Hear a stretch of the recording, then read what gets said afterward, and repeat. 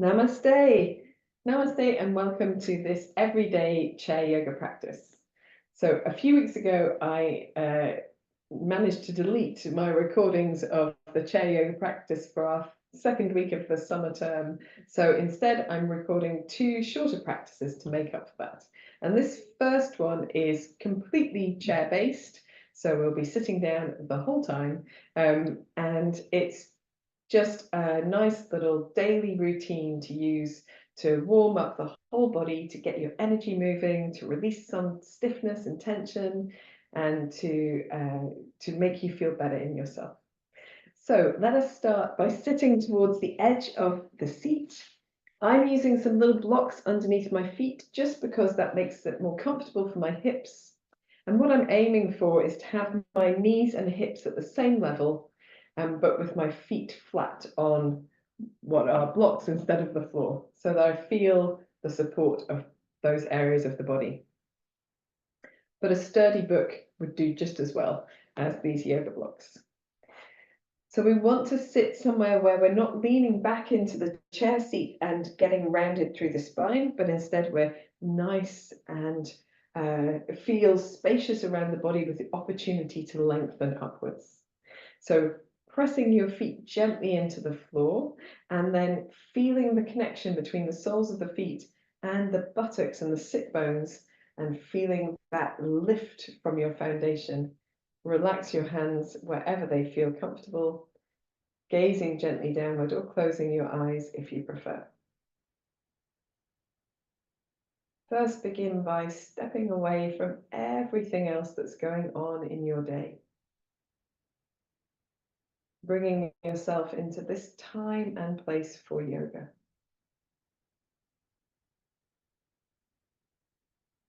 Make note of how you feel in this moment. Which thoughts or emotions are most prominent? Which parts of the body are most talkative? Often that's our aches and pains or our more challenging emotions. So notice those things and work with compassion throughout your practice, taking care of those areas, those feelings and thoughts. But turn your awareness to at least one part of the body that feels peaceful, spacious, and at ease. Allow that sense of ease to ripple from that center outwards to touch other parts of the body. And perhaps now you can begin to feel your forehead softening, your shoulders and jaw relaxing.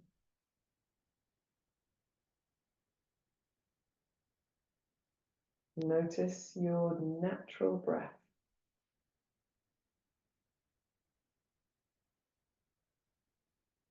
Become aware of the rate and the rhythm of your breath.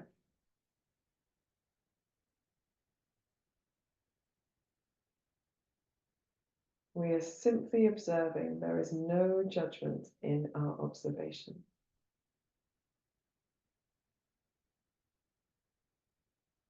Become aware of the sensation of your natural breath, the coolness of air coming in through the nostrils, and the warmth of the breath as it leaves the body.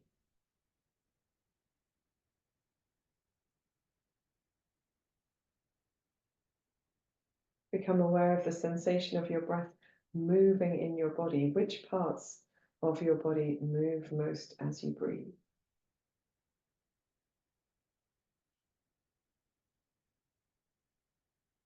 On your next exhalation, gently draw your abdominal muscles inwards and upwards, navel towards spine, to exhale fully. And then soften the belly, breathe deeply in to the sides of the body, the back and the chest. As you exhale, a long, slow breath, gently engage across your navel to exhale completely. Then soften your belly to breathe into the rib cage, the collarbones, the shoulder blades. Exhaling long and slow and deep, engaging your belly muscles to exhale completely. Then breathing in, let the breath lift you tall, let the breath fill the torso. Continue breathing in this way, this increased exchange of air in the lungs, oxygenating your blood, making it feel more vital, making your mind sharper as well, clarity of thought. After your next exhalation, just gently draw your chin to your chest, let your breath find its natural rhythm again. From this position, just smiling. We don't force the head down, we're just allowing the head to go wherever it naturally goes with gravity. A gentle smile, and then releasing the head upright, maybe opening your eyes if you'd like to, and taking your chin gently upwards. We're going to roll all the way down towards the chest, soft, gentle smile, and then rolling up. And this time taking the bottom jaw over the top jaw, bottom teeth over top teeth to lift chin up towards the ceiling. As you come back to center, relax your jaw, and then chin to chest. And then raising your head, bottom teeth over top teeth, lifting the chin. Return back to a neutral spot, and then just roll your shoulders a couple of times. And we can go in the opposite direction as well. And then in this centered spot, we're going to try and find that lengthened position of the neck, where the head is right over the body, not poking in front, as I do when I'm naturally relaxed. And then we're going to take the right ear towards the right shoulder and gently up and over, left ear to left shoulder. Gently up and over, trying to hit that lengthened spot, right ear to right shoulder, up and over, left ear to left shoulder.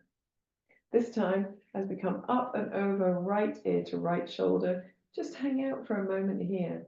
And if you've got the feeling that you could lengthen just a little bit more, press your left palm to the floor. And if you have the sensation that you could lengthen just a little bit more, you can gently lift and lower, nice and slowly, your chin. Lifting and lowering. Slower is better. One more time. Lifting the chin, lowering the chin, and allowing your chin to come back to the center of the chest, releasing the left arm, little gentle smile, and back to upright. Roll the shoulders. Notice how that feels. If you can feel an easing of stiffness or tension across the neck and shoulders, that's great. If you don't worry. Maybe it will come with something else. Sit tall again, and then taking the left ear to the left shoulder. Just notice if it feels like you've got a little bit more length to give, you can press your right palm towards the floor, allowing that shoulder to be heavy, more opportunity for space. If you have some more room to move into, you can maybe explore lifting and lowering your chin. It's really slow. Slow to lift up, noticing all the connections into that right-hand side of the neck. Slow to lower. One more time. Slowly lifting up. Slowly lowering and drawing your chin back to the center of the chest, relaxing the right arm, taking a small smile, and then coming to sit upright again, rolling the shoulders. We're going to develop that feeling of rolling the shoulders a little bit more in just a moment, rolling the opposite way as well. So here we're going to take the fingertips and put them towards the shoulders. So it doesn't matter where they get to. Perhaps they reach onto the chest or the shoulders. Perhaps you've got one that reaches higher than the other. Don't worry about it. In this direction, doesn't matter if you don't touch your body at all. We're going to just begin with little circles of the elbows. And at the same time, we're gently pressing into the feet and sitting nice and tall and using those muscles in the center of the body to engage into that length. And we can begin to make these circles a little bit larger. And as you move, feel what happens across your chest and your upper back. those movements that we're opening, we're beginning to develop some, perhaps a space that we don't normally feel, and we get some strength as well from these practices. If you can, bring your elbows towards each other in front of you and try to lift them as high as possible before taking them behind the body a little, if possible. Elbows towards each other in front and shoulder blades towards each other behind. Let's do one more in this direction. And releasing down. Relax the arms for a moment. Just give your shoulders any movements that feel good. It's not uncommon for the thoracic part of our spine, the parts attached to the rib cage, to come a little bit into this forward motion as we get older. And these movements of the chest and shoulders help us to open up again, to feel our breath more fully. We can place the fingertips back towards the shoulders and move in the opposite direction, taking the elbows the other way. If you're not sure, then start in whichever way feels natural and then reverse. I always start going backwards, so I know I have to go forward. Starting with these small circles, remembering to press into the feet and lift those belly muscles to sit really tall. We can make those circles a little bit bigger, trying to take these shoulder blades towards each other as we open the chest, maybe even lifting the chin, and elbows towards each other in front of you, maybe dropping the chin down. So this time we're using our head and neck a little bit as well, if that feels good to you. If it doesn't, that's okay. Just stick with keeping the head nice and centered. Let's do one more like this.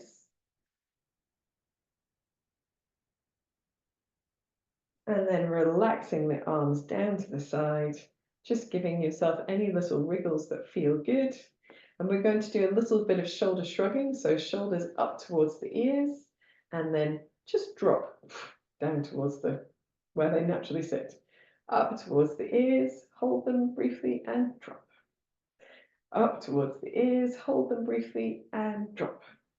Very good. This time, shrug the shoulders up towards the ears, take the shoulders back. Maybe you can even turn your palms forward and then glide the shoulders down, keeping the chest nice and open and the chin lifted, not poking out in front. Let's relax and do that 2 more times as well. Sitting tall, lift the shoulders up, take the shoulders all the way back, maybe spin the palms forward and then glide the shoulders down, lengthening the crown of your head up at the same time. And then relax. Last one, lift the shoulders up, take the shoulders all the way back, turn the palms forward and then glide the shoulders down as you lift the crown of your head up and then relax. Well done, guys. Just give yourself a little bit of a wiggle. I'm going to take my feet a bit wider here. If you prefer, you can keep your feet on the blocks and do that, or your books, or you might prefer a little purchase on the floor with the feet. So here I want a bit more of my buttocks and behind on the seat, maybe even the upper thighs as well. And I've created a slightly wider base because I'm going to move the body a little bit more. So we're going to start in the center and stir the head around the place where we are touching the chair. So we're making a circle as if you had a pencil on top of your head and you're drawing a circle on the ceiling above you. We want to create a little bit of engagement through the center here as we move. And we get a sort of massaging effect across the buttocks and the backs of the thighs. We can go in the opposite direction as well, still keeping that sense of lift, but it's quite a small movement. We're quite contained, still keeping the head nice and upright. When you're ready, coming back to the center. So it's lovely to do that practice, and you can do it in that way, or you can add a little bit more to it. So that's what we're going to do here. So we're using our hands for a bit of support here. We're going to turn the right shoulder or the right side, the chest towards the left. As we go in that direction, we're going to lean slightly forward and then take the left shoulder to the right, the chest towards the right. And then as we come back, we're going to lean slightly back, nice and firm in the belly. Just look up so the chin is lifted a touch and then come back to that left side. So we lean forward, maybe the chin is slightly down as we lean forward. We turn to the side and then we lean back and open, keeping the belly nice and firm and the legs and feet engaged towards the floor. So we're doing this nice and slowly. And if you want to do a little bit more, you can really reach that shoulder, the right shoulder towards the left knee. Keep the elbows nice and bent, bend forward a little bit deeper, left shoulder towards right knee, and then opening the chest. Let's do one more in this direction. And whenever you're ready, just finding your way back to center. Observe that practice, the effects of that practice. It's a little bit more intense. It uses the legs a little bit more and the core muscles a little bit more. We can go in the opposite direction. Remember, you can keep it small if it feels better to you. If not, you can turn the chest towards the right, left shoulder towards the right knee, and then just sweeping forward into a forward bend, and then chest towards the left knee, and then lifting the chest up as we open the chin towards the ceiling. Remember, you can draw your chin towards your chest as you come forward and move nice and slowly. Once you get practiced, you might like to do this a little bit more quickly or vigorously, as the case may be. If you wish to, you can draw the shoulder right across the body, bend the elbows to come into a deeper forward bend, open the chest a little bit more, lifting in the belly muscles to hold. Maybe one more in this direction. And then just finding your way back to center, observing the effect of your practice. And here we're going to stretch the legs forward. Oh, my feet have gone off the screen. There we are. I'll keep them up here instead. So stretch the legs forward and lean slightly backwards. Now, if you want to lean slightly backwards and rest onto your shoulders, that's fine. If you want to do a little bit of support, hands on the chair back and just keep the elbows bent so that the chest is quite open. I'm just going to wave the soles of the feet from side to side. And maybe stir the feet and the ankles in circles, which helps to open up this space here in the front of the body. Very good. And then when you're ready, you can come to sitting upright with the feet nice and far apart again, or as wide as feels comfortable. And we'll do some side bending. So we're going to take the arms wide to begin with, and just reach the left hand down as the right arm goes up, and then come back to the center and reach the right hand down as the left arm goes up and over. Nice and firm in the center, nice and firm in the belly as you go from side to side, pressing into the feet. Just gently, and it engages the legs. We have that lift in the belly and find length down the sides of the body. Beautiful practice. We don't do a lot of side bending as we move through life, so we can hold a lot of tension, and therefore these movements can release and find comfort for us in ways that other movements might not. Let's do one more to the right, and then we'll kick it up a notch. If you wish to, you can bring the left forearm down on the left thigh and reach the right arm over, still pressing into both feet, and use a little bit of leverage. So pressing the left arm down, reaching the right arm up and over, maybe taking the chest open towards the ceiling a touch, that right shoulder moving behind the body, and then reaching the right arm and shoulder and chest forward, rounding over the left leg. So we're going to roll back to open the chest towards the ceiling, press the feet into the floor, roll forward, rolling the chest down towards that left thigh. One more time, rolling open, rolling forward. And as we roll forward, take the right hand across the body to the right thigh. And here you might be on your hands or on your forearms, it doesn't matter.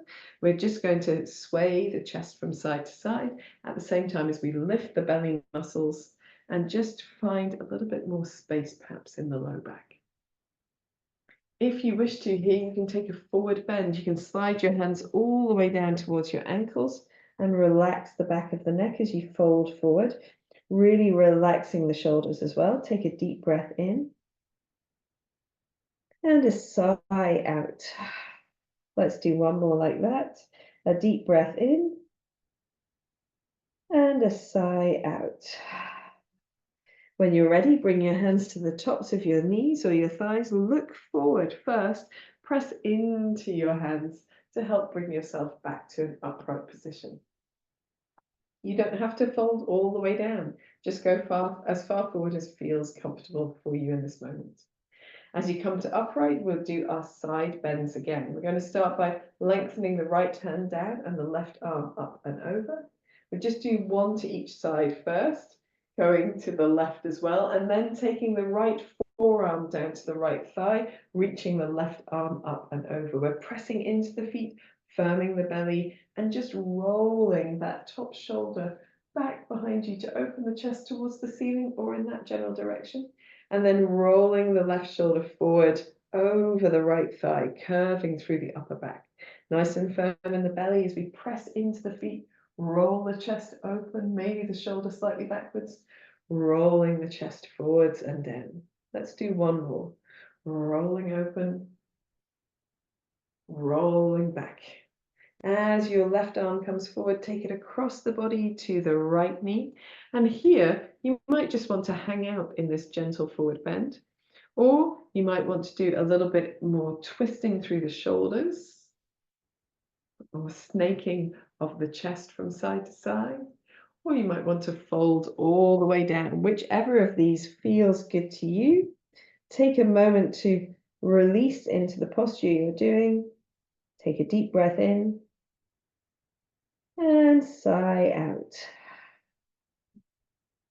When you're ready, slide your hands up. If you're folded all the way forward, look forward, press into your feet, firm your belly, coming to an upright position, roll the shoulders, take a moment just to sit in stillness and feel the effect of your practice. That also lets all of the blood get back to where it's supposed to be so we don't feel too dizzy.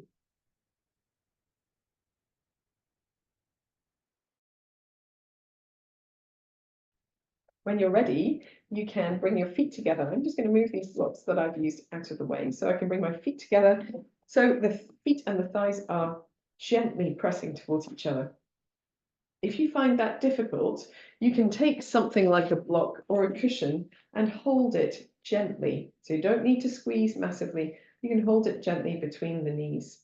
And that helps to have that sensation of the legs are active. They're not completely passive, they're not completely relaxed, but they're also not rigidly switched on. So just enough to hold the block in place, or press the thighs gently together, sitting nice and tall. We're going to do a little twisting. So first take the arms nice and wide, remembering that sensation of opening the chest, gliding the shoulder blades towards each other, gently going to twist to the left, twist to the right. This time, twist to the left, take the right hand across the body. Twist to the right, take the left hand across the body. Let's do one more of those to each side, sitting as tall as you can.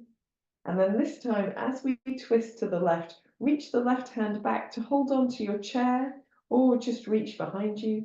Take the right hand across the body to the left thigh or knee. Roll the shoulder blades down the back, feel that lift in the belly to the crown of the head, and gently use your arms just a touch to move into that twist. If you're reaching for the chair back behind you, reach low down so that left shoulder can drop down. It's not hunched up towards the ears. And then if it's comfortable, you simply turn your head a little further to the left. Try to have the sensation of your chin is parallel to the floor, not lifted and not lengthened forwards. Keep gently squeezing the block or the thighs towards each other. Take a deep breath in and a deep breath out. Then we're going to unwind the spine head first, releasing the hands, unwinding back to center, slightly across the body and returning. Very good. Let's come back to the dynamic movement before we do the other side. So taking the arms nice and wide, press the feet into the floor, feel that lift in the body, gentle squeeze of the block or the thighs towards each other. Take the right hand behind you, the left hand across the body, come back the opposite side, left hand behind you, right hand across the body. Right hand behind you, left hand across the body. One more time to the left before we settle into our twist to the right. So this time, as we twist to the right, reach the right hand back to hold onto the chair, or just behind you, reach the left hand across out to the outside of the thigh or knee, roll the shoulder blades down, press into the feet to lengthen tall, hold low down on the chair back if you're holding with your right hand, and then just gently use the leverage of your arms to move yourself into that right hand twist. Now, we don't want to force in a twist, so do take care. Be gentle enough with your body, and if it feels good, you can turn your head a little more to the right. Wherever you get to, just taking a few deep breaths.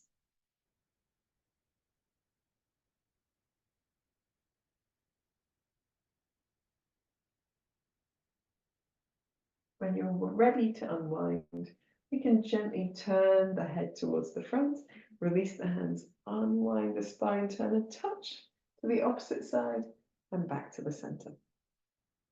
Wriggle anything that needs wriggling. Fantastic. And then we're going to place our block out of the way and draw our attention down the body towards the feet.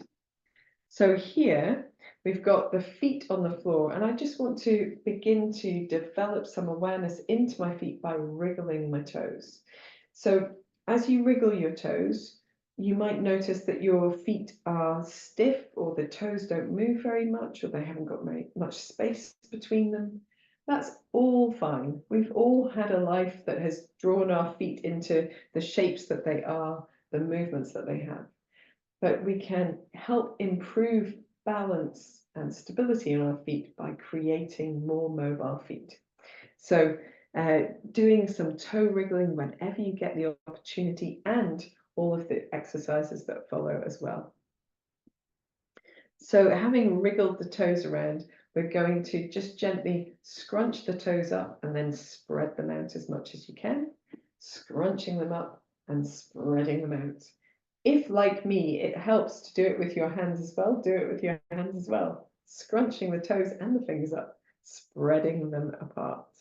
Scrunching them up, spreading them apart. Let's do one more. Scrunching and spreading. Very nice. And then bring your hands to rest and your feet flat. We'll begin by lifting the toes and then releasing. Just lift all the toes, maybe the ball of the foot, come onto the heel of the foot if you can, and release down. Lift your toes and release. Let's do the heels. Lift the heels up onto the ball of the foot and release. Lift the heels and release. Lift your heels and release. Now let's see if we can do alternate. So lift the toes of the left foot and the heel of the right foot, and then switch sides. Toes of the right foot and heel of the left foot. Switch sides. If switching sides, if doing alternates doesn't work for you, that's okay. Keep doing same. Okay? And here it's useful to notice if you've got any sagging to the outside of your ankle when you're up on your toes, which I definitely do on this right-hand side. So I have to focus not to sag into that ankle, to keep my weight into that big toe side of the foot. Just going side to side. Again, if it helps to use your arms as if you were marching, although I seem to be doing, you can do opposite arms and legs. I was doing the same arm and leg. Have a play around with it, see if it helps. Sometimes it does, sometimes it doesn't. Very good. When you're ready, just bringing the feet back to stillness and steadiness, taking a moment. Feeling the effect of your practice. Hopefully you feel very alive into the ankles and the calves. We're going to sit all the way back in our seats for a moment so that our thighs are supported and we can give the legs a little bit of a release. So here, lengthening your legs a little bit in front of you, turn your feet from side to side. They can be opposite sides, waving the soles of the feet as if you were waving your hands. Again, if it helps to use your hands as well, go for it. And then maybe giving yourself a little gentle kicking motion here. So make sure you're not going to kick anything underneath your seat, and sit tall as you do it. You can even hold on to the chair seat or the chair back. Give your legs a little freedom to move. Very good. When you're ready, you can come back to sitting with your feet flat on the floor. And we're going to try rolling to the inside edge of the foot and then to the outside edge of the foot. And it might be that when you first start doing this, it really helps to move the knees as well. So rolling to the outside edge of the foot and then the inside edge of the foot. We're trying to lift the big toe side of the foot off the floor and then the little toe side of the foot off the floor. And you don't need to lift your heel off the floor as well, but if it comes up a little bit, then that's fine. What we really want to do is do this movement without moving the knees. So when you get the opportunity, keep your knees still and see if you can use your ankles instead of your hips to roll from the inside to the outside edge of the foot and vice versa. And again, we're just trying to, it's mainly across the ball of the foot. The heel is more steady when the knees are still. And we're just trying to move the ball of the foot, lifting outside edge and then inside edge. And your knees might move just a touch, but just a touch, trying to keep them in place so that the movement comes from the ankle and the muscles in the calves, which you can feel moving, rather than the hips. But because we're doing it like this, we have to resist the movement in the hips. So the hips are still working. When you're ready, relax your feet again. Oh my goodness. Sit back in your seat enough so that you can put your heels on the floor. And I might just do this up on blocks because it's easier to see. So resting the heels on the floor with the knees nice and soft, I'm just going to roll my ankles. So my knees actually move very much here. They move in and out. There's lots of movement of the thigh bones in the hip sockets. Let's go the opposite way as well. And this kind of has a massaging effect in the hip sockets. It's very nurturing, it's lubricating, keeps everything moving. And if you get lots of like crunchy, cracky, poppy noises in your hips, this can be a really nice practice to do. And you can do it lying in bed, sitting on the sofa, wherever you like. You can't do it so much standing up, but you could do it with the legs up or the legs long, as you choose. Very good. So taking the blocks to one side again, I might just pop them over here. We are going to come to the knees a little bit. So again, sitting back in your seat so your thighs are supported.